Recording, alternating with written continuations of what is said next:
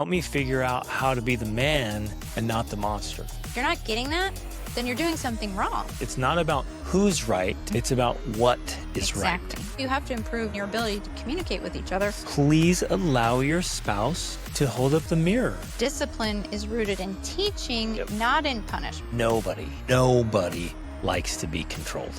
Ladies and gentlemen, welcome to the Extraordinary Family Life Podcast. We're your hosts, Greg and Rachel Denning. Today, we are going to talk about parenting from the same page, or at least the same book. Yes. We've got to do this together. We have to pull together, because if we're not, then in a very real way, we're pulling in opposite directions, or we're pulling against each other. And how ineffective is that? If as a goal, we're trying to raise our kids, but we're pulling in different directions, well, that's going to not work out very well. Right.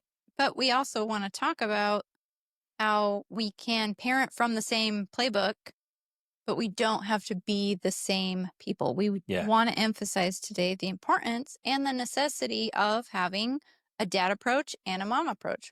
Dad doesn't have to become mom, and mom doesn't have to become dad in order for you to be effective parents, but you do need to have the same underlying parenting style or approach, which we're going to talk through because there's 4 main different parenting approaches. And we're going to talk through those and explain which one's the best to have as your underlying approach, but that you can still parent in different ways. Like the way you apply it can be different because one is a dad and one is a mom, and that's a good thing. That's a positive thing. The fundamental goal is that we complement each other in our strategies and tactics, not compete against each other. Yes. And I guess we can dive right into the complexity and difficulty of that, because I think like a man. Mm-hmm. And so I think, parenting should be done in this manly way. And I wouldn't even articulate it, but like, well, this is the way it should be done. Mm-hmm. And so you're going to approach it like a woman. And I'm going to think, why are you doing it like that? and vice versa, right? Mm-hmm. You think like a woman, like a mom, nurturing and caring and soft and gentle. And you look at me and like, you're a barbarian. Exactly. Don't you dare treat my children like that. My thoughts? Right? And I got to point this out for everybody listening. The reason we're also different and men and women is so we can help refine each other. Mm-hmm. So I could say to Rachel, leave me alone, woman, and let me be the man. And maybe I am doing it wrong. And she's seeing that. Mm-hmm. She's like, no, you're being too harsh. Yeah. You're being a barbarian, not a father. Mm-hmm. And you're acting from your anger.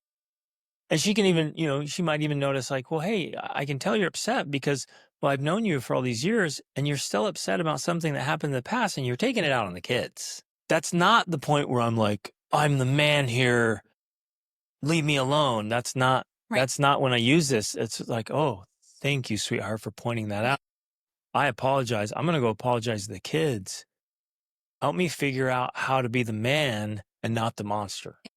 Right. So while we're talking through this and discussing the underlying parenting strategies and then the differences between how a father and a mother might approach it, we are also wanting to leave space in there for this place of refinement and improvement and growth. Like, yes, you might be approaching it as a mom or as a dad, but you still may be doing it, quote unquote, wrong because one sign you're doing it wrong is it just doesn't work.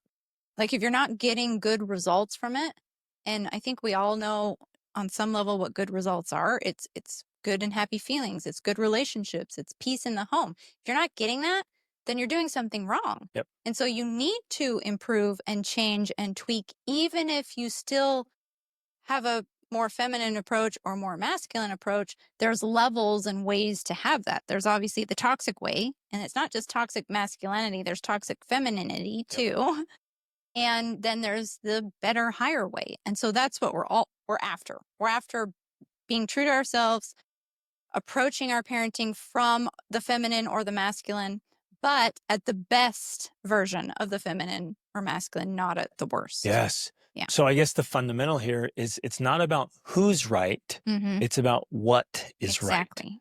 And so if the two of us together are saying, hey, we both see this very differently, Mm-hmm. but we're not competing. It's not I'm right and you're wrong, or you're right and I'm wrong. It's like, what's the right way? What's the best way to consistently get the results that we want. Yeah. And we keep iterating, we keep adjusting, we keep refining until we get the result. And you'll hear Rachel and I talk about this endlessly. It's math. It's an equation. Each kid is an equation. Yeah. And don't take it personal. It's like, until you get the solution to the equation, keep working the equation. Just keep going and keep changing, keep tweaking until you get it right. And if it's not consistently right, predictably right, then you're doing it wrong. Yeah. And it's okay. Sit with that. It doesn't make you a bad person. Right. Just So because you you just don't haven't get figured the it out. math problem right doesn't mean you're a bad person. It just means you didn't do the math right, and that's okay. Yep. You just keep working at it until you get the math right. Right. Yeah. So, should we dive in? I want to hit something just right from the gates. And I think most parents struggle getting on the same page or around the same core philosophy because they haven't yet learned how to have uncomfortable, disagreeing conversation. Yeah. I think that's the fundamental piece. And so while we're talking about parenting, this is individual work. And let's say, well, I would comfortably and confidently say that most adults grew up in an environment where they never learned how to do that. It was fighting, it was chaos, it was mayhem. They never learned how to sit and disagree. And that was true for me and true for you. But early in our marriage, we realized, okay, we got to figure this out. Like, we can't get upset and storm off and do the silent treatment. We can't slam doors. We can't yell and scream. Like, that resolves nothing. And so as uncomfortable as it was, you and I, we literally forced ourselves like, hey, we're going to keep talking through this until we understand each other. And it's all there. And it's so critical. You guys listening, it's so critical. You have to be able to disagree and stay calm and keep talking about it. Even if you're passionate, you still need to control your emotions. While we are going to be talking through parenting specifically, we do have to keep in mind this other aspect of it is, one, you have to improve yourself as a person. Two, you have to improve your marriage and your ability to communicate with each other if you really want to make the most progress possible on this topic of parenting. But I do remember... I want to emphasize that. So the more we work on us as a couple, the better we are as parents. Yeah. And that's part of like the whole equation that we're talking about. Like, when I'm better and when you're better, then we get better results. And when our marriage is better, then we get better parenting results. Like, it's all complementary and it all contributes to each other. It's holistic. So, but I do remember early on where, especially when you're newlyweds, we wanted to avoid conflict. We wanted to be happy all the time. Like, oh, things are great. We're happy. It's good.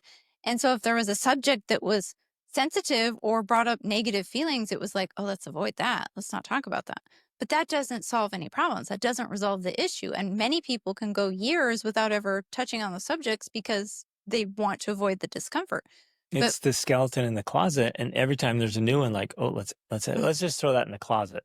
And oh, here's another child and here's another situation. Oh, let's keep avoiding that. And eventually you've got an attic and several closets so full of skeletons. Yeah.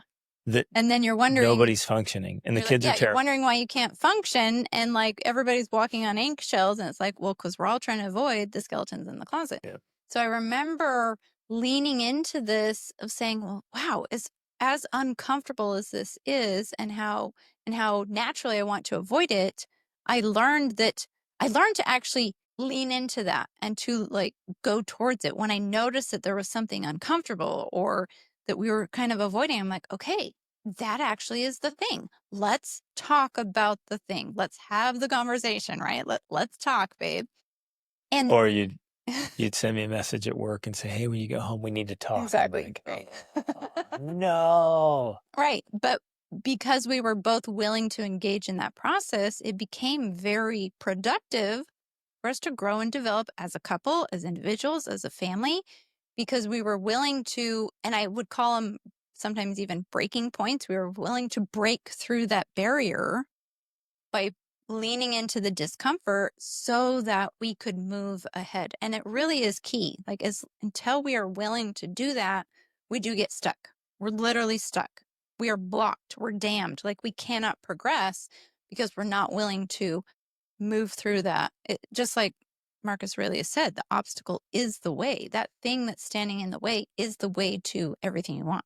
And I think probably the most common problem is that when couples disagree, they get reactive. And so they either implode or explode, or they get so upset. Now they do the silent treatment. They run off. They're so emotionally attached to it that it turns into a fight and a distance between them. They get cold. And so while it is challenging, we have to stay in it. Yeah. So if we were going to approach something that maybe Rachel's doing something with one of our children that I really don't like, and we need to talk about that. And so I bring it up, and then she gets defensive and reactive, and I feel passionate about it. So I start yelling, and the productivity of the conversation is already out the door. So we stay calm, and we're like, okay, we're both going to agree to stay calm here. We're just going to, here's what I like to teach my clients. Look, we're just going to set it on the table. That's all we're doing. You're going to set your perspective on the table. I'm going to set my perspective on the table, and we're just going to look at it. Like, we don't have to come to any conclusions right now. Nobody's being attacked. Just set the dadgum thing on the table. Well, I think it's fascinating also, and I don't know why this works, but I think it does. If you learn to operate from the framework as though this was taking place in a business setting. And for so many people, that's easy to do. Oh, if I was at work, yeah, I would control myself. I wouldn't be yelling at my I would say colleagues or bosses or whatever. I don't want you to pretend like your wife is your boss, right? I wouldn't be yelling at my colleagues. I would be controlling myself, and we would be having a conversation. Even if it got heated or passionate, we would still maintain a form of decorum. You can't get out of the boardroom and slam the door and run off. You're done. You're fired. Exactly, right? And you can't scream and yell and insult them like, you're such an imbecile. You're an idiot. It's like, no, you have to maintain yourself. So if you can do it at work, you can do it at home. You can do it at home, exactly. Right. And so we have that framework. Now, we do have several podcast episodes about this already, so we'll link those in the show notes, because we need to talk about today's topic, which is the parenting. And, Greg and I have had many different little scenarios throughout our parenting years of raising 7 children. Well, actually, we're still raising them because our youngest is 8. And our oldest is not yet 25. Yeah. So we're still in it. Prefrontal cortex is still developing. And, we have disagreed on approaches and strategies, but ultimately we have been united in the parenting style that we use, which we're going to get to. Even more so, I'd say we were united in desired outcomes and maybe core philosophies, because there's been plenty of times when style has been different. Yeah. Well, and I'm using specifically the parenting style because that's what people call the 4 parenting styles we're going to adjust. Although that word can be misunderstood because the style or the way we implement it can also be different. But because I remember that comes down to like an art and a science and a personality and a technique. So even inside of that, we're like, well, no, we're both using the same style, but the delivery could be very different. Yeah. So I guess we should use parenting approach and then unique styles, masculine, feminine, and then the style will vary on each individual. So, there have been times when Greg has been disciplining a child, and I will say, I usually wait to say it till after, but I will say something like, well, I'm not sure. I think that was too harsh, or you said it, the tone was wrong, or this or that or the other. And we have been able to have those discussions of basically the way it goes is I say, yes, dear. No, you don't. No, I'd say the majority self-reflection.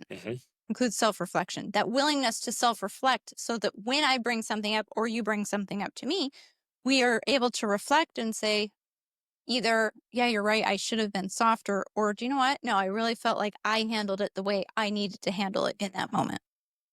And so if it's done well, like what you're talking about, you're like, hey, let's take a look at what happened. If it's done well, what it is you're holding up a mirror. Here's what it looked like. And I can look at that and say, yeah, okay, I totally see what you're saying. I was blinded in the moment, or you're right, I could have handled that better. And I would say most of the time when you offered a correction, I was like, yeah, I could have done that better. Thank you for pointing that out. and then I'd make adjustment. There's only been a few times where you came and your suggestion was so feminine that my response was, well, babe, our kids don't need two moms. Yes. And so I'm gonna in this instance, I'm gonna be the dad. I'm gonna do it the dad way, and you do it the mom way. And I'm not gonna ask you to be more manly and masculine and be tough. That's not your role. But there's a few instances like, nope, I'm gonna be the man here. Right. Now, I do not want to be misunderstood. It's like, well, I get to yell and I get to be harsh and mean because that's what men do. That's not what I'm talking about. Men are firm. Men hold boundaries. Sometimes blunt, especially with your sons. Men can be frank and need to be. And, to create that structure. And men can challenge. That's all. Those are all great things. But it has to be done tactfully and well. And I think the important thing to understand in this conversation is that, one, we have space for that where we can say, you know what? These were my thoughts about how you handled that. Now, again, it's not happening in front of the kids. It's happening behind closed doors. Even how you said that is so important. Yeah. So you make it private and you say, here's some thoughts about what happened, instead of you do this, or you suck, or you did that wrong, you're terrible. Even though there have been times when I've come to you, say in passion, or I use the word passion because that means I have strong feelings about it, not like I'm raving lunatic type of passion. I come to you with strong feelings saying, I feel really strong about that. Like, I don't think that was right. And we can have the conversation. Then the point being that if you, in that process, say to me, you know what? No, I think I did handle it the right way. Then I respect that, because I know you are willing to correct yourself if I bring up a valid point. Again, because it's not about who's right. It's about what's right. Exactly. So when we both have that humility to be able to say, yeah, you're right. In fact, I know I was out of control, or I was out of line. So I know I was wrong. I'm going to go fix it. I'm going to go apologize.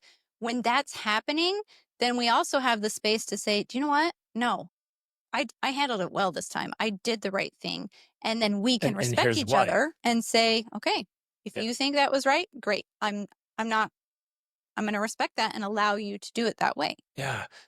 One of your spouse's primary roles is to watch you do family life and offer feedback. So please allow your spouse to hold up the mirror and share their perspective. It doesn't make them right.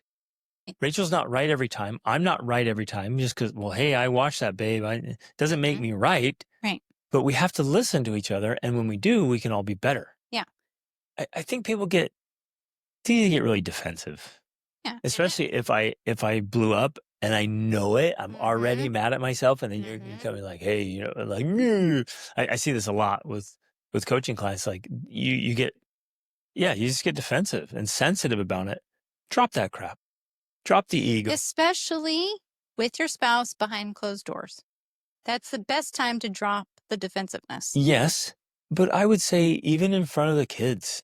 Well, and that often happens after behind closed doors with the spouse, when you go out and you're like, okay, I'm sorry. Yeah, I'm sorry. And you apologize. I made a mistake. But why can't, I guess I'm going to hold up an ideal here. If we model for our children in the moment how to intervene, how to humbly acknowledge what's going on, have self-awareness and situational awareness, how to take correction, how to apologize, and they see the whole thing.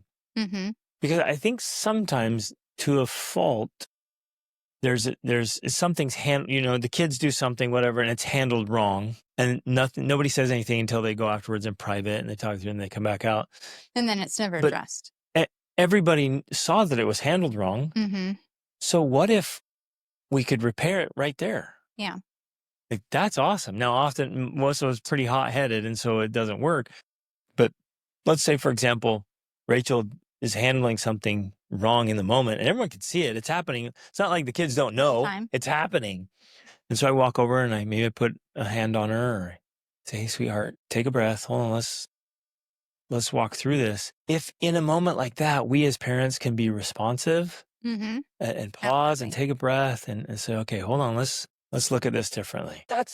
That's amazing. It is. But we're handling in the moment and modeling for the kids how to do it. I agree. And I do think that that's definitely an ideal to work for, because ultimately that's the point. We want to show our kids how to be able to do these things so that they then have the tools to do them with their siblings when they become adults. But I do want to say that if you're not there yet, okay, that's fine. Go behind closed doors and start there. And start there so that you can practice together, because for many it's hard just to do that as a couple. Practice, you get, because the other thing, and we're probably going to talk about it, is we also don't want to be modeling the wrong thing, because then that's what leads to, and for this is for a lot of families, the sibling rivalry and the fighting is happening because they're watching mom and dad do that. Yep. They're being critical and now with each they're other. Imitating it and exaggerating it. 100%. So it's better to practice behind closed doors until you get better at it, and not so you can model the right thing. Not be critical. This is important. So we can talk about without being critical. Because thank you for bringing that up. That is so important. If we are critical to each other and we are critical to the kids, they will be incessantly critical of each other. Exactly. Right. Oh, it'll be so ugly and destructive. So we have to practice until we get better at that, so we can model the appropriate thing. Yeah. Okay, so the first thing I want to emphasize, one more quick thing. Many parents are afraid of if they say something, they're undermining their authority, right? And it's a sensitive thing and it's an important thing. If the other parent says it? So if you say something to me, but I feel like you're undermining me, or vice versa, like I can see how you might consider that to be a valid concern. And depending on the dynamics, the kid might be like, ha, ha, ha, I don't have to do what dad says because mom disagrees, or vice versa, right? Right. And so you don't want that dynamic going on. But I think that's why we're having this episode today, is if they know you are united and that you're two different, very different people, but you're united in creating the same outcomes, they know they can't pick you apart, and they can't run to one for one thing and to the other. And like nobody feels like there's any undermining of authority. It's like, no, we're both trying to do the right thing. We're focused on what's right, not who's right. Yeah. And so it isn't undermining my authority. We're working towards the ideal solution. Well, and it's also interesting that with that shared unity, which is actually what we're going to talk about, the unity, we do have the freedom to be able to say, well, wait a second, I see it this way. And even to say that in front of the kids, and it's not seen as belittling or undermining, because they know that really what we're doing is we're just having a conversation to consider all sides of it so that we make the best choice. Right in front of together. them. Like, again, we're holding up ideals here. Rachel and I will disagree right in front of the kids. Respectfully. And say, okay, what about this? What about that angle? And the kids are sitting there like, oh, what? And they're watching us go back and forth and see it from different angles and try to come to a conclusion, or even just like, well, we disagree on that. Like front row seats for the kids to watch that happen. Right. It's incredible. But we did practice for many years doing that behind closed doors so that we got better at it, so we can do it in front of them. Because leading into now where I want to start here is that the reason we're having this conversation is because there needs to be unity in the underlying approach to parenting. Because otherwise, if you don't have that, kids feel insecure. They learn how to manipulate one parent or the other. They learn how to divide you and to like pit you against each other. Kids are smart, and they can learn how to work the system. And that, like, there's nothing wrong with that, because that's actually just human nature, survival. Like, it's just how humans work. And I think we all do that to some degree. So being on the same page, or having the same approach, doesn't mean that we have to approach or have the same style in the way that we implement the approach. So we need to understand these differences here. We can have the same approach, and that's the words we're choosing to use.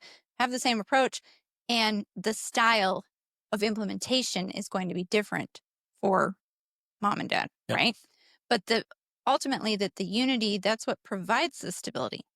That's what provides the shared framework. That's what provides the structure that gives the kids that certainty that they need so much in order to really thrive. Yeah.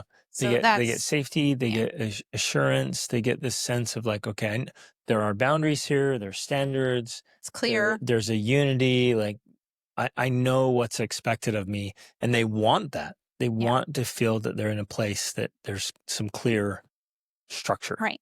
But then within that clear structure, there's going to be the variety that's also necessary. Because that's one of the things that's fascinating about humans. And that's also why I love the yin and yang symbol, which I talk about all the time, is that we need this mixture of one, feminine and masculine, structure and chaos. Like there has to be this balance, or else if you have all structure and no chaos, that's damaging. That's traumatic even sometimes. But if you have all chaos and no structure, that's also traumatic and damaging. So you can't have just all one or the other. There has to be this balance there. So within, well, go ahead. I just, one of the guys in my, in the Formidable Family Man tribe, they love to do Saturday projects, right? Where the whole family's working on things. They have some land and they're up in Canada and they got things to do. And, you know, and like, well, we're going to learn how to work as a family. We're going to do projects as a family. And he said, you know what? The kids were like, let's do something fun. He's like, okay. And so they dropped all the chores and projects they were going to do. And they drove, you know, an hour over to a bigger town where they had this huge indoor water park and just magic and memories. Absolutely. And awesome. And so, you know, the core philosophy of we're going to learn how to work and we get things done, but complement that with life is fun. Have fun, have memories, do great things and have that balancing. And it makes for really happy, healthy families. Yeah. In fact, I think that it's often those contrasting experiences that are the most beneficial for the development of children and families. And in our own life, we've experienced that again and again because we've lived a travel lifestyle, but we've also learned that if it's all sitting on the beach all day long and just doing nothing, that is not good. It's out of balance. Like, that's fun once in a while, but if you do that all the time, it's out of balance and it becomes demoralizing and like depressing in a way. So you have to balance doing the work and then just having the fun, especially some spontaneous fun like that. So yeah, within this framework of we have a shared approach, it's great to have the yin and yang, the masculine, the feminine, and the different ways that moms and dads parent and especially interact with children, because we do interact with them differently. And that's a good thing because it's helping to develop their brain, left and right hemispheres. Dads are roughhousing. They're playing, they're tickling, they're challenging them, they're pushing boundaries. That is important. That's critical for their development. But then it's great for mom to be there and she's soothing and she's, you know, when the wrestling gets a little too rough, she's comforting and but if mom's there telling them to stop, happen. Well, it is going to happen. So you're going to roughhouse and someone's going to get hurt. And mom can be there, pick it up, not prevent it. She's like, don't you dare roughhouse. This is my house. This is my sanctuary. No roughness, no risk. That's too far. That is too much. Yeah. So mom's role in that situation is to be there to kind of pick up the pieces and kiss the boo-boos, but not to stop it from happening because then it's like we're talking about, it comes out of balance and that's not healthy. So then now the main question we need to get to emphasize talk about. And this is a big difference that we see all the time. Men need to lead their kids into risk. So to do risky things safely. And as uncomfortable it is for women and moms, they need to allow that to happen, but also voice their things like, hey, let's not be too risky. Yeah, and watch out for this. Beware of those things. Like, we're there to balance each other. Right. But that's one that comes up all the time. And for whatever reason, our society in general is at a stage of safety at all costs right now. Right. And it's not healthy. It's not healthy for people because they become so risk averse in everything. And they're so afraid of everything that the kid needs to wear cushions around him and only only exist in circular padded rooms because we don't ever want anything to happen to the child. And that's not healthy. It's way out of balance. Yes. And part of the challenge, I think, with parents not being on the quote unquote same page is that they're not understanding the differences and the necessary differences in their roles. And so moms are wanting dads to be more like moms, or the dad is wanting mom to be more like the dad. not recognizing or realizing that we each have a very important role and we need to respect each other's roles. Yep. And realize that it's a role that's necessary and important and critical for the mental, emotional, physical development of your child. Yes. Literally. So that's the key. But we do, as different parents, masculine and feminine parents, we need to align on a philosophy. We need to align on approach. So now here's where I want to talk through. There's 4 different main parenting philosophies or approaches. And I want to go through them really quickly so that we can understand them. And of course, I'm going to tell you there is one approach that is actually better than the others. And it's backed up by research. Like, it is the gold standard of parenting approaches. So it's the parenting approach that we all need to be using. It makes sense too. Yeah. As you'll see, the one that works the best with children. When you talk through it, you're like, okay, that makes sense. Yeah. Like that's, I think as parents, that's how we want to be. Mm-hmm. Exactly. So I'm going to read them first, and then I'm actually going to expound more on them after. The first one is authoritarian, which is strict and fear-based. Leadership. Or totalitarian. But I would also say for many people, they just think that this is parenting. It's being the authority, which there's truth to that, but it's the authority of, like, because I said so, because I'm the boss, because I'm in charge, that's the word because I was I pay the bills. I'm the boss. Yeah. So I don't know any parents to be like, I'm the dictator. Right. No one would say that, but they behave like dictators. I'm the boss. Exactly. So you're the boss dictator. And if you call it a dictator or a tyrant, you'd be, no, I don't want to, that's terrible. That makes me feel bad. I don't want to be that kind of person. This is what's happening. So you're the boss and you're very bossy. Yeah. You get reactions. This is where you're using fear. Right. Your threat. I know. I'm getting into it because it's so good. Second, permissive, which is lenient and inconsistent. Third is neglectful. You're literally disengaged or even abusing. Abusive could be involved in that, but you're neglectful or you're absent, right? Either physically or just mentally. Yeah, exactly. And then the last one is authoritative. So as authoritative, you have lots of love. You also have very high expectations. And you have, that's why I'm using the word authority again. You do have authority, but it's authority based on love and as opposed to, yeah, exactly. Okay. So I guess people confuse often authoritarian and authoritative. Exactly. So let's go with authoritative is you have authority that you earn. You have real influence from respect and love and results.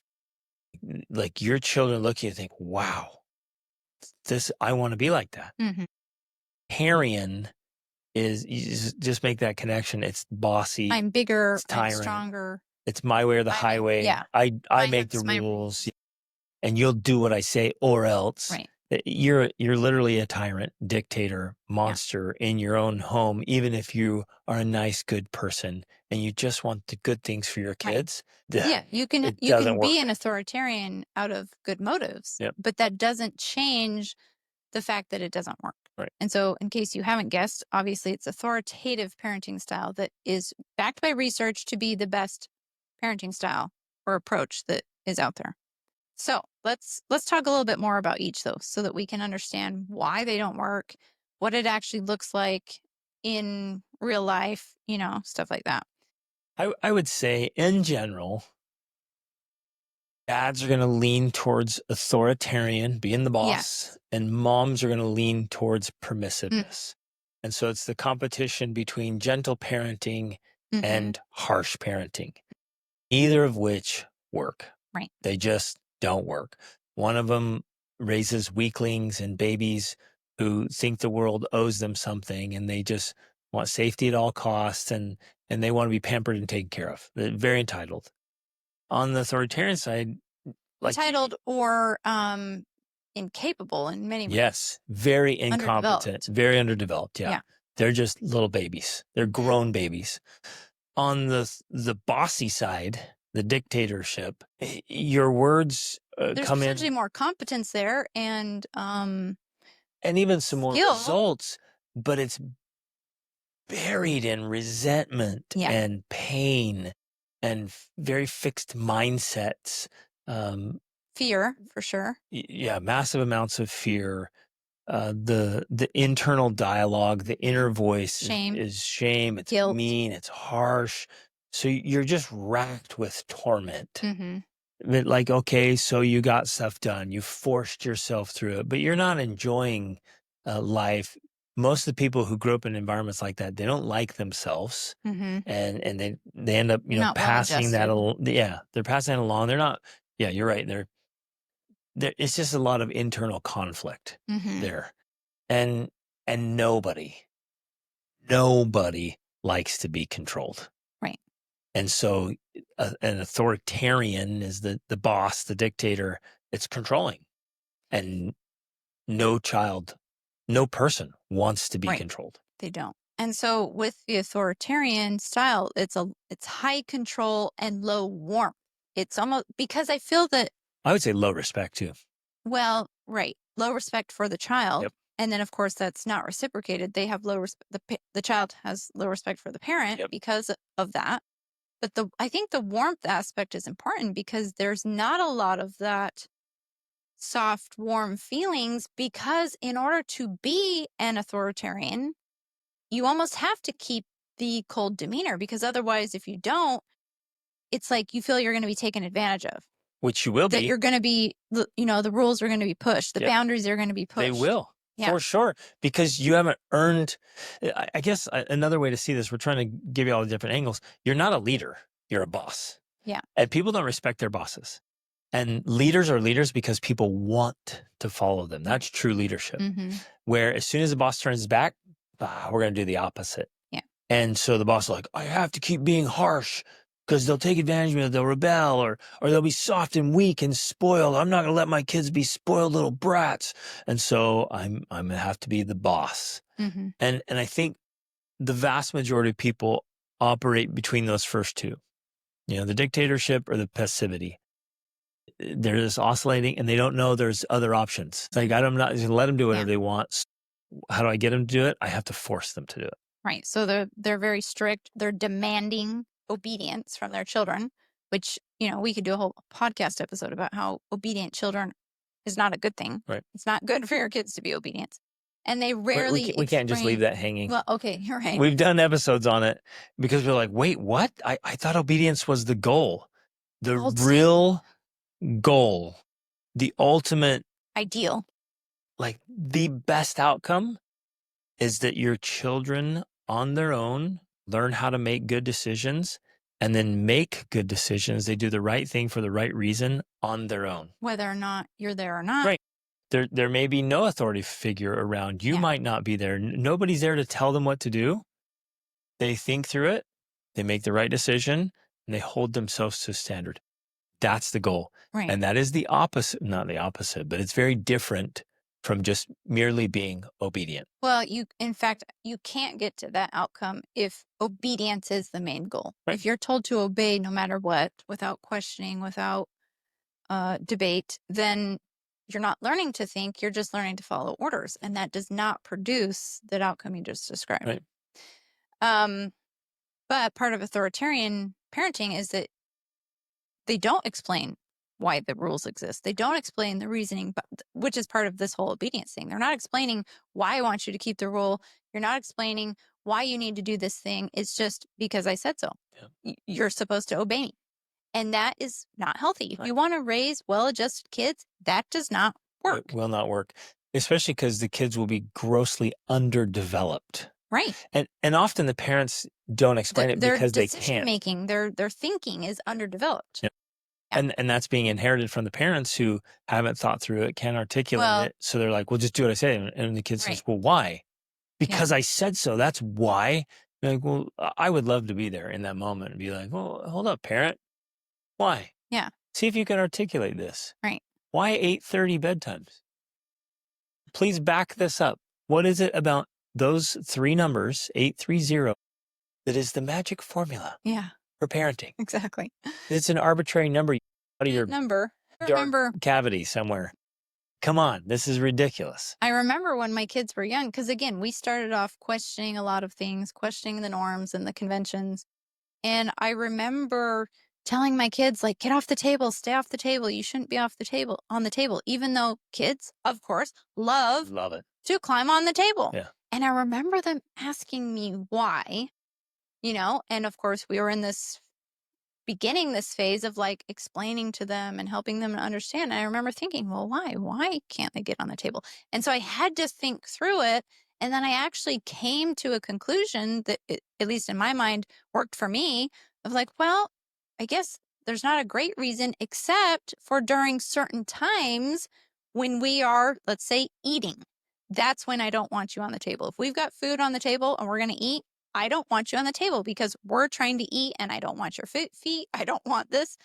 That's what I mean by don't get on the table. But if the table's clear and we're not eating, great, I guess. And you want to climb up there and jump off it and build a cool fort and great. Fantastic. You can be on the table. Yeah. And so, but the powerful thing of that too is that it helps kids to learn that life is more than just black and white. Right.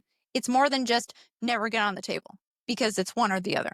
They realize there's complexity and nuance and there's different situations where you have different rules, and that's okay. That's actually a good thing. And that's a more mature way of viewing the world because it helps you to understand that those situations apply lots of different places. 100%. There's an exception to almost every rule. Right. It's true. And so you actually want to teach your kids that there are exceptions to the rules. Maybe the best example of that is in the Bible. The Bible is just a book of contradictions. Exactly. And as you read through that, like, okay, no, this is powerful. It's important. Right. Like there are exceptions. So then as mom and dad, as we're parenting, like let's teach our kids how to think. Yeah. And to understand that there are exceptions sometimes, and here's why. And here's why it would be an exception. And so we have to learn how to think about when are the exceptions and when do we follow the rules. And that's true authority. On the best form of parenting, true authority is when I've thought through something and I can explain it to a child at their level so they get it and they can repeat it back to me and they can agree. It's like, yeah, I see what you're saying and that makes sense to me. And so I'm no longer going to fight you on that thing. We don't have to have a battle because I'm in. That's the real power there, because when you can explain something to your child well enough that they get it and they then choose to opt in and keep the rule because it makes sense to them, that's where you have real power. That's the power of authoritative parenting. Yep.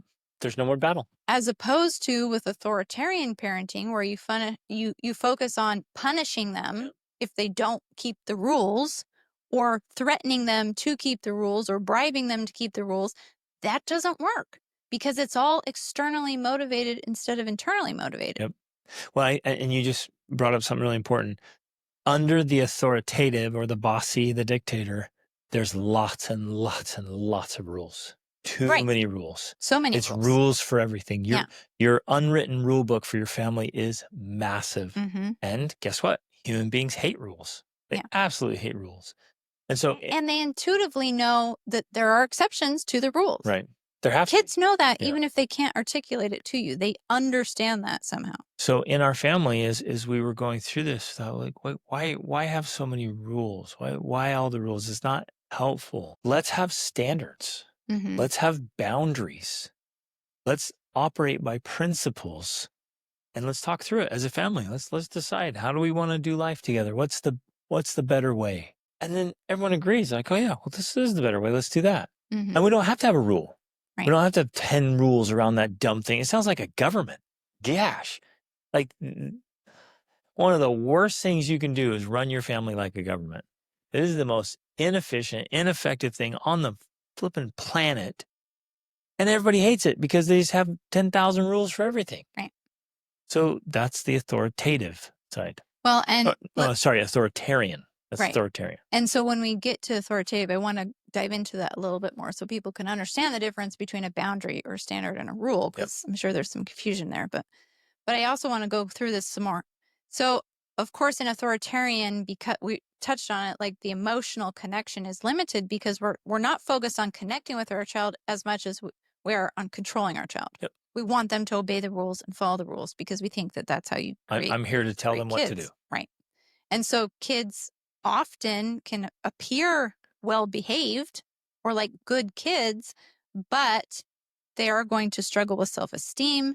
They're going to struggle with shame, guilt, like we mentioned. They're operating out of fear-based motivation. And of course, later, they often rebel. In fact, if they don't rebel while they're living in your home, they're probably going to rebel, at least turn away from many of your standards when they get older because they just thought, I hated it the whole time. So you can have obedient and anxious children, but they're going to be resentful as well. The relationship almost always suffers tremendously under this parenting approach. And because we work with a lot of parents, I mean, we see this all the time. Parents who use the authoritarian approach, they have children who resent them, who rebel, who even sometimes hate them because they have been so heavy-handed. Yep. Okay, the second one, though, permissive. And this could be summarized as something like, well, I just want them to be happy. So I'm going to let them do what they want so they can be happy. It's low control. There's lots of warmth. This is kind of the gentle parenting of like, oh, I'm just here. I'm going to let my kids choose because they know best. Let them decide. We literally just heard this again recently. I'm just going to let my kids decide what's best for them. And anyone who says that literally has no earthly idea about child development. Right. Or child psychology. Yeah. Like you have no idea what's happening in your child's brain and what they're capable of. They need clear structure and boundaries because otherwise it feels unsafe. It feels frightening. It's the whole idea. People don't realize that this is actually a thing. And I'm going to use this kind of a silly story, but I remember because we created a life that allowed us to live and work from anywhere because we worked online. I remember during one time in our life when we were trying to decide what to do, and I felt so overwhelmed because there were no constraints on how to decide. Like we weren't going to move. We were looking at the entire globe trying to decide where should we live and what should we do. And I remember thinking like, this is overwhelming. Like, how do I decide if I move to Thailand or Argentina or, and people probably think, well, that's so silly. But it was this idea of all constraints being removed. I'm not moving there for a job. I'm not moving there because there's family. There were no reasons to move anywhere or not move anywhere. Just whether we wanted to or not. So when you have no clear constraints like that, it's actually overwhelming. And so I'm using this with this idea of child psychology. Is you literally remove all boundaries from your child, it's not freeing, it's terrifying. Right. That's how they feel with no boundaries. They need to have clear standards, clear expectations, clear boundaries, so they feel safe. That's what they need. But with permissive parents, they're indulgent, they avoid conflict, and so they will just let them do whatever as opposed to conflict with them in order to hold those boundaries. And I think it's important right there to point out that kids will test boundaries. They have to. That's their job. They're going to go, you're going to say, hey, don't do that. They're going to do it. Mm-hmm. And you think, you're just rotten, evil little monster. It's like, no, that's just part of being alive. You're going to test boundaries because they want to know, is it really a boundary?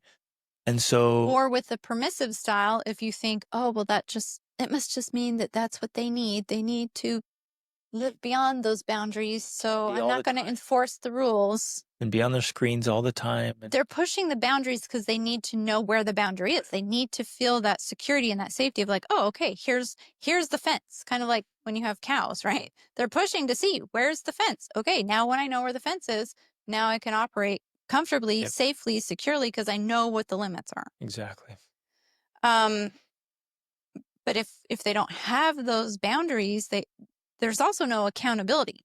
They can't develop accountability. They can't develop responsibility because there's no boundaries. Like it's literally impossible to do that if you don't have boundaries and expectations in place. So they can feel loved from you still, but they're going to feel anxious. They're going to feel insecure. They're going to feel kind of like I was telling you with my little story. They're going to feel like, how do I manage my world because it's too big. It's too large for me to grasp and to try to make clear decisions in, right? So, and then they also, of course, struggle with authority figures, but I think they also struggle with their own individual authority. They're going to be lacking in that confidence of like, yes, I'm going to be certain and clear and proactive and active. And so they're not going to be very productive or effective or self-directed. Exactly. So the result of this approach is that kids often have poor impulse control. They cannot control their emotions. They can't control their desires or wants. They're entitled, they're spoiled, and they struggle with not only following structure in society in general, but in maintaining their own structure. Yep. So, and that's going to lead to like mental illness. Yes, holding their own standards and setting goals and targets and achieving them, and setting up habits and routines and setting boundaries for themselves. So like, no, I'm not going to eat that stuff, and I'm not going to stay up all night playing games. Yeah. Like, because there's like, there's no point Yeah. in not doing that. Like, why should I have any rules or expectations at all? And we see this often with both parents. Moms or dads can be very permissive for whatever reason. Maybe something the way they're grown up. Sometimes I think it's in response to the more authoritarian parent, they're being more permissive. Permissive, exactly. So it's a reaction. Trying to balance that out. Exactly. But so if mama's very, I'm the boss, the dad will become quite permissive and passive. Right. And vice versa. But that does not produce well-adjusted outcomes. Right. Okay. Neglectful this is more like, I'm just too busy. I'm just too busy to parent you. Whether it could be intentional, unintentional, life is chaotic. You're dealing with your own issues. And so you just don't have time for your kids. There's low control, low warmth. And you hear this, you immediately think, oh, those must be the bad people. They must be bad parents that are negligent. Like, how terrible. Who would do that? But the reality is that's happening so much today. Yeah. Because of distraction and chaos. Devices, screen time. Overloaded lives. Yeah. So we have so many screens. We have so many activities.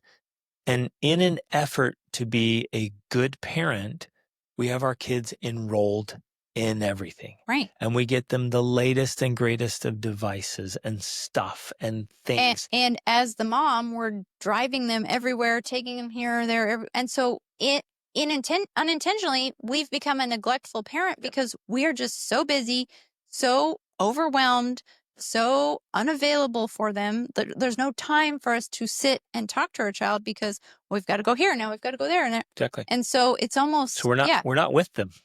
Yeah. It seems like definitely not mentally and emotionally. Right. You're the taxi driver. You might physically be with them, but you're not there mentally and emotionally because you're worrying and thinking about this could just be caused from worry. Yep. You're stressed and worried about everything else. And so you're emotionally unavailable because you just can't. You can't handle 100%. Yeah. Or you're dealing with neighborhood drama or church drama. Or family drama. Yeah, extended family drama. Right. So you actually become a negligent parent because you're so worried about something happening with your in-laws or your siblings or whatever. You know, and you're at the PTA or this organization or your choir and your sports. Helping everyone else, but not your children because they're too busy for that. And I think this is so important. Drop the hammer on this one. Because it does. When you think about neglectful parenting, you do tend to think of some abusive person or some person who never wanted to have kids. But it's not that. It's often good intentioned parents who are good people, but literally just are mentally, emotionally checked out because they're so worried and busy with so many other things. Yep. So the mental load's too big. Yeah. Dads do this a ton by pursuing business. We see this all the time with business owners, entrepreneurs, so or businessmen. Way, a dad becomes a neglectful parent 100%. because he's just not there. He's trying to climb the ladder and he's doing it, quote, for his family. And he really wants to be financially successful. So he's chasing it down. And I see this all the time. They're making good money, but they're neglectful parents. Right. He's just not there. It's not enough quantity time. And he'll even bring work home. And even if he's trying with them, he's thinking about the next business deal or the negotiation or what went wrong. He's worried about his partners and his employees. He's worried about his team and his patients. He's all that. And so it's like he becomes a neglectful parent trying to be a really good provider. And I think it's important to point out that we can, as parents, be a combination of these as well, depending on the situation. So we could be this neglectful parent. And then when we are with our kids, then we're authoritarian or permissive. I did want to point that out and really emphasize that.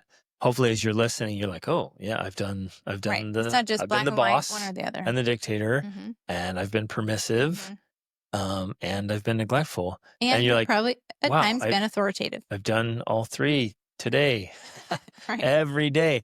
And it might be in certain aspects. I've seen this too. It's like, wait, Depending on the thing. with food, you're very a dictator. And with screens, you're permissive. Right. And with, quality time together listening, you're totally neglectful. And you just set into this pattern, and there it is. You just do it every day. You're all three, and it's not working. Right. Okay, back to neglectful though. Basic needs. So neglectful doesn't mean you're like letting your child starve in the street or something. Basic needs can be met, but there's little guidance, there's little connection. You're not like super involved in your child. And again, there's a balance here. You don't have to be the helicopter parent, like hovering all the time and involved with everything. That's also not healthy. Right. But there needs to be connection there. So you're not doing things for them. Ideally, you're doing things with them. Right. And that's why our new parenting course is so critically important, because it's parent mentoring. And the mentoring your kids is the opposite of being neglectful. Right. So neglectful parenting is like, what? I pay the bills. They have a house. I tell them I love them. They're good. What's the problem here? Let me live my life. Because you're not involved. You're so caught up in your own life and your own stuff and things. Or you just walk in and it's like, kid, be good. I'll tell you what to do. But you're not coaching them. You're not mentoring them. You're not guiding them. And so it's negligence. Right. And we've had parents even ask us, like, I get bored hanging out with my kids. Like, I don't want to hang out. I don't want to spend time with them. It's just not interesting. And that's a form of neglect because, one, it's not their fault. It's your fault if they're boring and you can't find anything to do with them. And two, you're their parent. So that's your job to mentor them and to be there and guide them. Yep. If they're annoying or if for whatever reason you don't like your kids or you like being with them, that's on you, man. Yes. That is on you. Right. And so mentor your kids, get involved to help them become people you love spending time with. Exactly. So with neglectful parenting, obviously kids end up feeling abandoned or lonely, or that they have to raise themselves because their parents are too busy. Yep. They often can have poor self-regulation, attachment issues, of course, and a low self-worth. Yep. So finally, to authoritative, which is the you guys, gold standard. This was so many times. Rachel and I get to meet with adults every day. And with adults, 30s, 40s, 50s, 60s, we are still hearing about how they struggle because their parents were one of these three ineffective things. They're like, I had to do everything because my mom was never there. And, on and on. Like it drags through life with them. This stuff lasts decades. It is not just a temporary small thing. This is not insignificant. Right. And I think too few parents realize that because, one, now that they are parents, they're finally realizing the lasting impact their childhood has on them now. And so as a result, two, they're not being intentional enough about how they're raising their children to try to give them as much of an advantage as possible. Okay, authoritative. Authoritative is firm and kind. Beautiful. Which is possible. You can be firm and you can be kind. There's high control, meaning there's order and expectations, structure. There's order, there's standards, but there's also high warmth. There's lots of love, there's lots of fun, there's lots of playfulness, right? It's not cold, distant authoritarianism.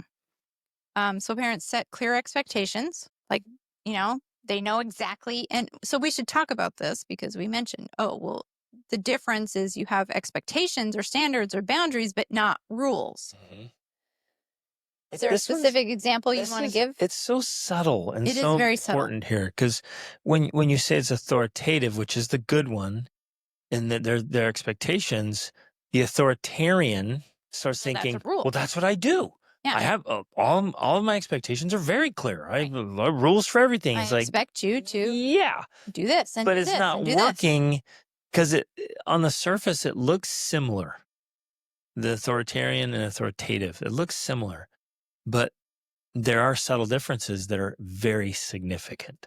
Well, the best way I think I can mentally picture this in my mind, because it is difficult to grasp in a lot of ways, but I see it as, and in fact, you drew it out the other day and I thought it was perfect, because at first I was seeing, well, it's like a fortress with these 4 walls. But then you drew it out and it was like, here, it's kind of messy and all over the place, but the wall is still there. It's like, okay, this is allowed, but this isn't allowed. And that's here. And so it's a little bit more flexible and organic, as family life often is.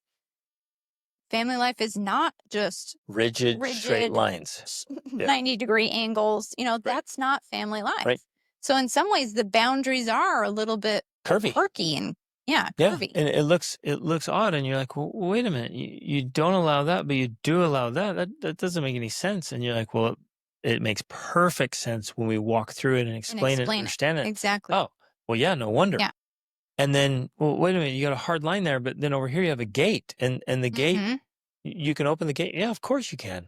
But it's a privilege gate. Right. And so if we live by the standard, then we get to open the gate and we get access to that thing. But otherwise, that gate stays closed. Right. So it's not a 100-foot wall that's never available. And we have these, scary, threatening, terrible things. That's very dictatorship. And maybe the simplest example to give at this moment is going back to my table analogy. Like, if you have a rule that you don't get on the table, that's hard and fast. It's black and white. And so, of course, when the child gets on the table, which every parent who has that rule knows their child is going to get on the table. Like, you just know. Even if you don't, and then when it happens, you freak out as though, I told you. How could you dare get on the table? That's our family rule. That's when the real problems come. Like, that's what causes the breaks in relationships in family life, because we have these hard and fast rules. And when our children act like children, we get upset that they behave that way. So we create a battle, and now there's a rift between us. It's this drama, and it's painful, and there's this a real withdrawal in the relationship. It really hurt. And it was all caused because you set a dumb rule. Well, right. A rule that, based on how the world really works, cannot be kept 100% of the time. Right. Because children are children. And especially if your rules go against the nature of children. Yes. I think that's important to emphasize. So, if your dictator boss. Well, let me just say real quick. If your rule requires that children behave like adults, your rule's dumb. That is not healthy. And so that is part of this difference between rules and standards, is that in a standard, it's age appropriate. Yep. So you behave at your age level, but within certain appropriate boundaries, right? Yep. So then we go back to the table, and, I didn't have a rule about you don't get on the table, but I did have an expectation that we have good manners when we're eating, which includes not getting on the table. And so when they would get on the table, which inevitably they do, because they're kids, authoritarian could happen during dinner. Right. The boss or the dictator or tyrant screams, yells, punishes. It makes an ugly scene. Yes. And it's like everybody feels like crap. The authoritative, which is the positive who's one, holding the standard, walks over and grabs him and says, hey, remember, we don't get on the table during dinner. We don't get up there. So come on down. And they do it again. Nope. Hey, come on. Come here. And if you do it again, you're not going to be allowed to sit near the table. You'll have to sit over there and there's a eat your natural consequence, right? I'm not going to be like, you're grounded or you're going to time out or so. No, it's like, it's authoritative, which is the good one, has very natural consequences. Instead of punishments, natural consequences. So if you keep getting on the table while we're eating, then I'm going to back your chair up. So you can't reach the table. So you can't reach the table. So you don't get to use the table. You have to sit right over here. You're still with us. You still get to eat. You're still part of the family. Right. There's a natural consequence. I just had to distance you from the thing you were doing. Yes. And I'm calm, I'm not upset. I'm correcting the behavior. I'm teaching, I'm mentoring, I'm guiding. and I slip them away. Instead of hard rule, I will scream and yell and spank your butt and make a big scene, and you're going to cry and everyone's going to feel like crap. Right. Because I just ruined the whole dinner. Exactly. Because we have a rule in our family that we all sit down together and have dinner together. But the problem... And then dinner sucks, and all of your kids hate sitting down to a meal with you because you're a dictator and a tyrant. The problem is, and the irony is that in that scenario, many parents blame the child. Absolutely. They say the child is the one that ruined the dinner because they wouldn't obey me and kept getting on the table. Exactly. Oh my goodness. So parents are blaming children for being children while they're simultaneously not being the adult and taking responsibility for the situation. Oh, the irony. Yes.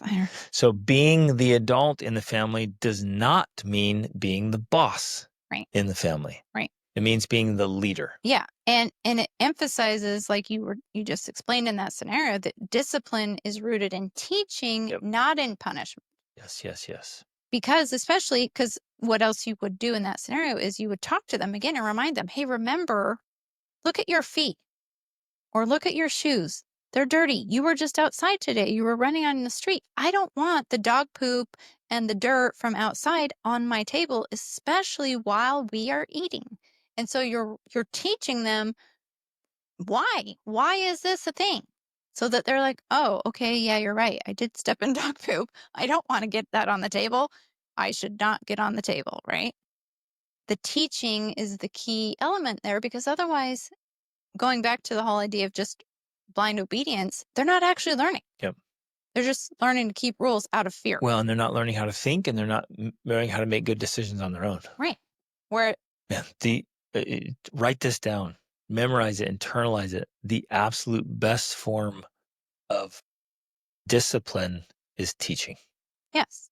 And many parents will say, well, I just don't have time for that. I need to get dinner done so I can go do this, or I do this thing, or take care of that.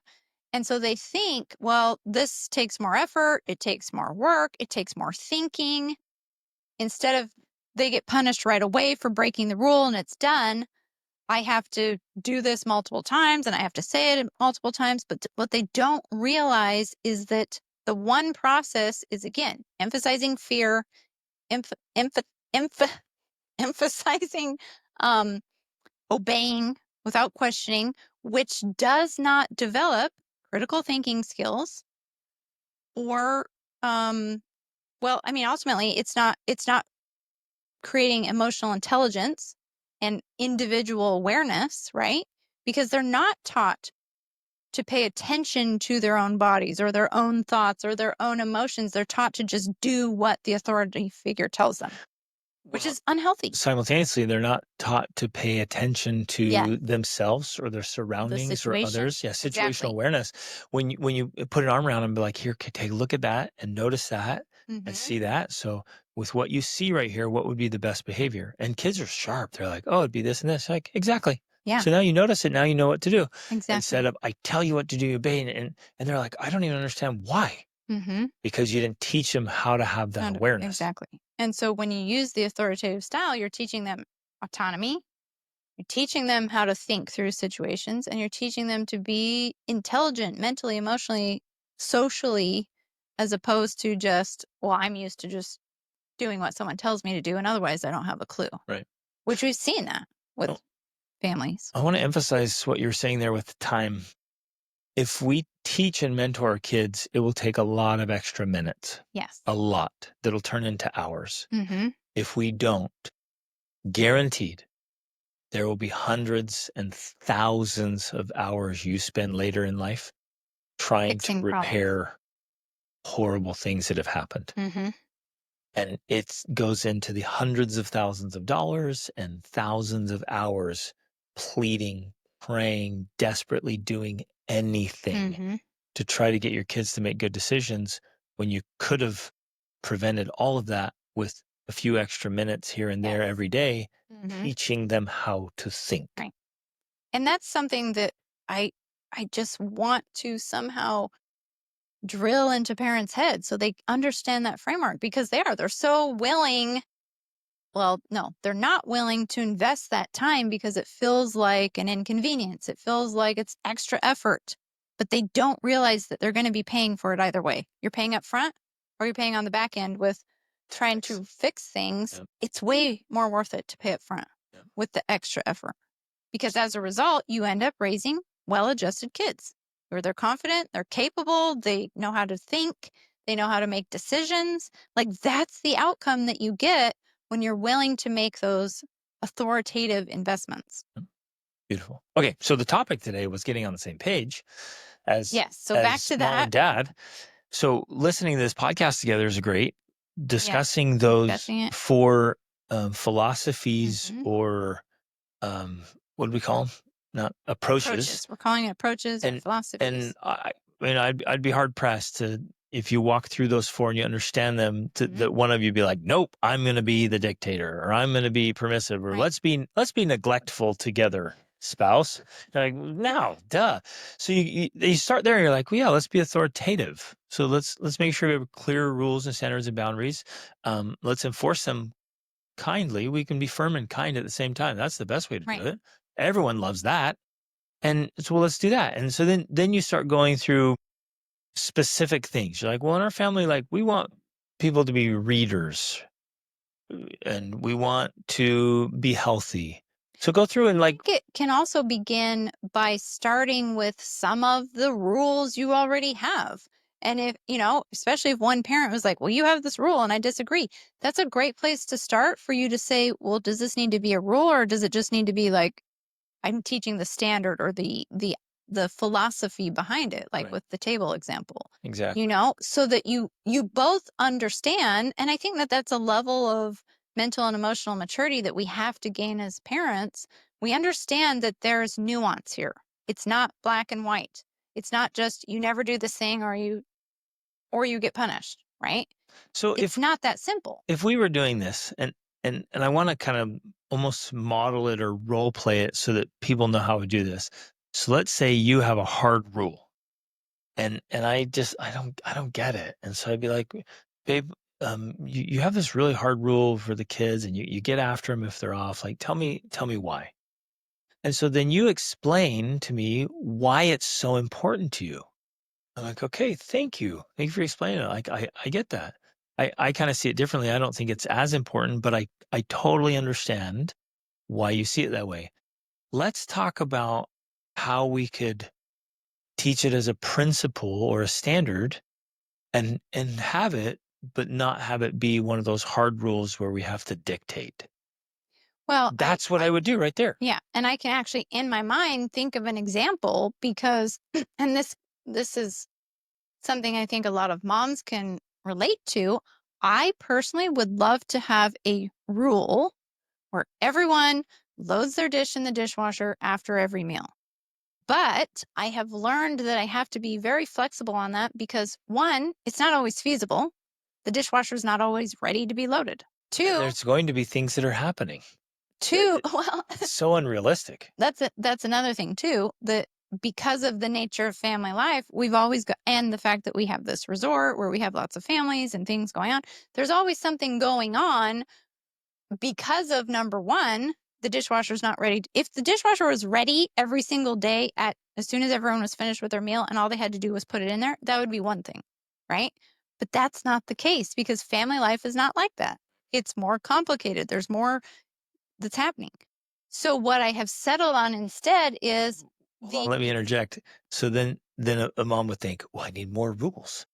We have to have rules about somebody needs to unload the dishwasher before we eat any meal. Yes. And that means somebody needs, so now she's got 20 rules. Which would be an approach, but that often ends up in more stress and more control and more forcing. Yep. So what I have landed on is all I care about is that 5 to 6 days out of the week, the dishes get washed, that the dishwasher gets run and unloaded, that the next phase of cleaning the dishes happens.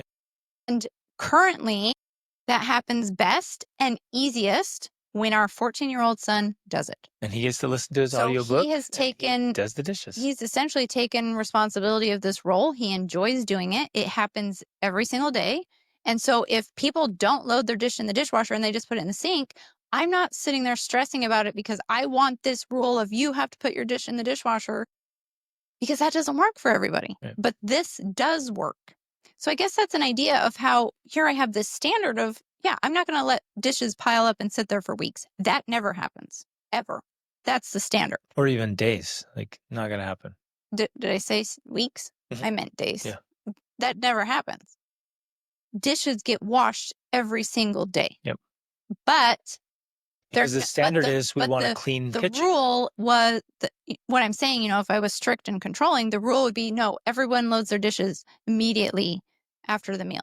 That just doesn't work. It's not realistic. Plus, not I want to point something out. Unless maybe you had like 2 kids, maybe. So many parents sacrifice the better things for the small things. So they might set up that hard rule of like, when we're done, absolutely have to put the dishes away. And so that interrupts like this beautiful family bonding where everyone's sitting around enjoying each other, talking, having meaningful conversations. Because we're like, we have to get to the next connecting. thing. So the thing you most is this bonded, loving family. Right. But blasted, I've got to interrupt what I want most because I have this rule. Yes. And so we're sacrificing relationships for a dumb rule. Which I think is very fascinating that you brought that up, because we have launched to the first cohort, the Extraordinary Parent Mentoring Method course, and I've been going through all the intake forms and reading people and what they're struggling with and what they want to get, what they want to achieve in their family. And it's interesting to me because that was one of the things I thought of. So many of the moms who filled this out said, what I want more of is more joy, more peace, more laughter, more fun, that my kids remember me as being there and being involved.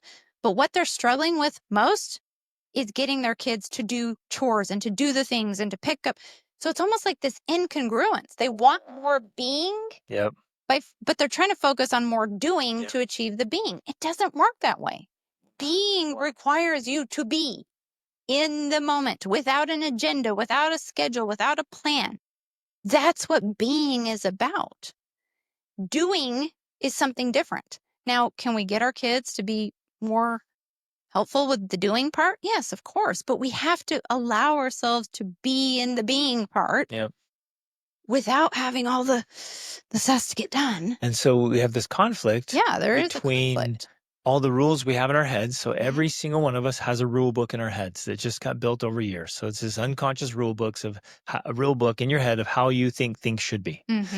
And we're often letting the rule book disrupt the things we really want. Right. And so we have to learn how to get them to work together. Yeah. And so we can have both. Because I am a mom and I understand how we think, it's almost like in our minds we think, well, I'm going to get everybody to do the chores and the rules first. And then after they've done that, then we can sit around and do this beautiful being and enjoying, not realizing that they actually, especially if that happens naturally, which it does, if they interrupt it, they're not going to get back to it because they have interrupted the flow. They've interrupted the beauty. They've interrupted the joy by trying to, it's like Mary and Martha in the Bible, They've interrupted that beauty of being in the presence of something amazing to try to get the things done, the checklist. It doesn't work that way. Right. It can't. And so we have to make exceptions to our rules. Right. Like the loading the dishwasher thing. I make an exception to that because I know, do you know what? We're all going to sit around here. We're going to enjoy. We're going to talk. We're going to be together. And later, my 14-year-old will wash all the dishes and it will get done. And here's another approach. You stay in it and you have to settle your mind because your mind starts freaking out. I have a rule. The dishes need to get done. If they don't, I won't be able to go to bed tonight. And then I won't sleep. In the morning, I'll be on. If you have, younger kids or they, they're not capable of helping out, you're thinking, I'm going to get stuck with all the work. I'm going to do, and we can do a whole podcast about that. But if we stay in the moment, enjoy the beauty of it, the wonder, and then as it's settling down, you guys, that was so awesome. I love you all so much. Hey, there's a look at the table, everybody. There's a bunch of dishes here. That would be a lot of work. And would everybody be willing, please, to take your dish over right now and give it a quick rinse and throw it in the dishwasher? That would just be amazing. Let's just do that all together. Like, yeah, boom, let's do it. And we all go over and take care of it, and it's quick and done. And there's no fighting. There's no dictatorship. There's no, I'm the boss here. And, I have to ruin a perfectly good moment. And I know some people listening are probably like, well, that's not going to work. Like that approach, that's just not going to work. And there is this level where if it's sincere, meaning that, and this is difficult because there is a nuance here. I have to be willing ultimately, because I'm the adult and I'm responsible, to do all the work myself if I have to, because that's what responsible adults do, right? And I know that this shift in me made a huge difference in the shift in my family. When I was willing to do the work instead of complain and whine and be the martyr, I just said, you know what? I want this done. And so if I have to, I will do it myself. That willingness also then made it more welcoming or open for people to want to contribute, because they saw it now as like, I'm helping, I'm serving, I'm contributing to my mother who is actually willing to do it herself. Now, this is very different than like, I never ask for help. I never explain how others can contribute. Right, I have to do everything. I have to do everything. I'm going to do everything. Passive aggressive. Yeah. Well, I guess I'll just do it all myself. Yes, it's a very, very different attitude. But ultimately, it comes from an inner way of being that approaches it with, you know what? I am willing to do this because I do want that. Because that's another thing that's difficult for moms too. They don't understand that their family doesn't want the same things they want. They think my husband and my kids, they all want the dishes clean and the kitchen cleaned up, but they're just too lazy to do it. They don't realize that their husband and kids don't care about it as much as they do. Yep. Because they're willing and ready to go off and do other things. And when they need to, they'll come back and clean up the kitchen. It doesn't have to be clean right now, right? It's simply a different way of thinking that most moms, I think, believe to be just some sort of defect in their character. Same with dads too, where dads might see kids doing something and the dad thinks, well, the only reason they would do that is if they're lazy or spoiled. Right. Exactly. And so if my way of thinking, if they don't value it as much as I do, then there's only one option. They're lazy and spoiled and entitled. And so I need to go be the boss, the dictator, and tell them that they're lazy and spoiled and entitled. I need to scream at them so that they're not doing that anymore. Right. And we all know that doesn't work. And the dad lecture is lame. It doesn't work. And so it's part of getting on the same page is realizing that our spouse and our children think differently than we do. Their brains literally operate differently. So they see different things. They notice different things. Yep. And so you can't come to this erroneous conclusion that they think like you. And so if they're not doing what you think they should be doing, then they must be XYZ. Right. That's not true. Exactly. And so we have to put this on the table. We have to discuss these things. Go through the core philosophy. Go through specific instances. Right. Like screen times, like, dishes, like chores. Go through. Well, even yelling. Like I know some couples that one of the parents yells and screams and the other one hates it so bad. So talk through that. Be like, hey, what can I do to help you? So you're not yelling at the kids, because yelling at the kids, like, it's not helping. And they know that and they feel bad about it. Mm-hmm. And so you're like, well, what can we do? How can we do it differently? And way often they're yelling because they don't know what else to do. They just want the kids to respond and they aren't. So they yell. So like, okay, let's strategize. Let's come up with better strategies and tactics, which is why Rachel and I created our whole course, tools and tactics that actually work. Like, let's get the tools that work so we don't have to use screaming and yelling and insulting and name calling and threatening as our only and last resort. Right. Exactly. And then, most importantly, the primary focus of this is to be more united, to have more clarity. And that includes talking through it about why we want the things that we want, so that we can respect each other. We can back each other up. We can support our differences, but from a place of unity rather than confusion. Right. So implementation. Rachel and I would talk about what's the ultimate thing we want? Okay, we want our kids to do this. What does that look like on a day-to-day? Well, it looks like this. Okay, good. We agree on that. So how are we going to do implementation? How are we going to enforce this? And that's where we might be different, because we're going to be different people, and that's okay. But we're right. We're unified. We both want the same thing. We want this standard for our kids. We're going to teach them. You teach like a mom. I'm going to teach like a dad. We're going to support each other, and we're going to move forward towards that thing. Now we're on the same page. Yeah. Or at least in the same book, and we can help each other, and then it feels fantastic. Right. But we have to, and I know that we say this a lot, but we have to emphasize this again and again and again, because as I have a reminder on my phone that goes off every day, nothing gets better until I do. Ultimately, this is a journey of individual personal development. Yep. We have to get better as people, because even as you were talking through some of these scenarios of yelling and defensiveness and rules, ultimately that's all an inner journey. That's all an inner problem. Yep. Right? There's uncomfortable truths in this parenting journey, and one of them is, unfortunately, that you are the problem. Yep. You're the problem.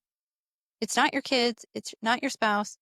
You are the one that needs to change. Now, obviously, nobody's perfect, and they also need to change as well. But when we focus on changing ourselves first, that's where the magic is. That's when we create real change. Right. That's when the change actually occurs. In a very real way. It's not that our children are acting like children. It's that parents are acting like children. It's true. And say, hey, it's time for you to grow up and be the adult in the room and in the family, and to own it, to take full responsibility for the outcomes, to take total ownership of your children's behaviors, because they're your fault. Acknowledging like, well, I just haven't taught them well enough.